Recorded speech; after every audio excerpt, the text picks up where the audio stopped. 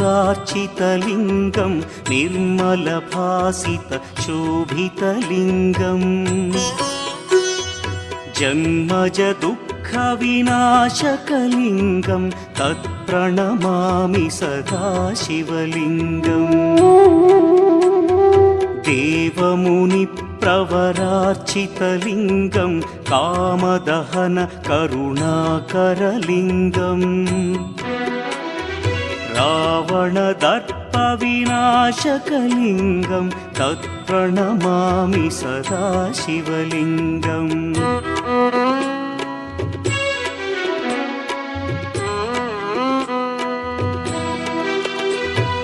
सर्वसुगन्धसुलेपितलिङ्गं बुद्धिविवर्धनकारणलिङ्गं सिद्धसुरासुरवन्दितलिङ्गं तत्प्रणमामि सदा शिवलिङ्गं कनकमहामणिभूषितलिङ्गं फणिपतिवेष्टितशोभितलिङ्गम्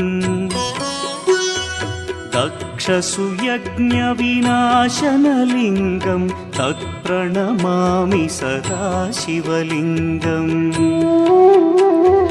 कुङ्कुमचन्दनलेपितलिङ्गं पङ्कजहार सुशोभितलिङ्गम्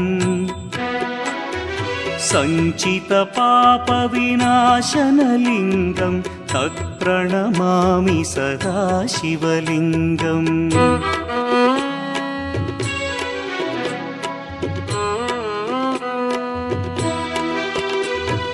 देवगणार्चितसेवितलिङ्गं भावैर्भक्तिभिरेव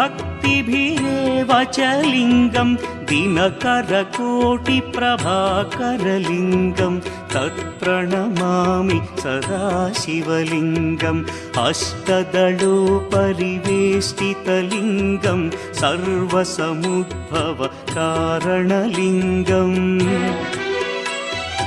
अष्टदरिद्र्यविनाशनलिङ्गं तत्प्रणमामि सदा शिवलिङ्गम्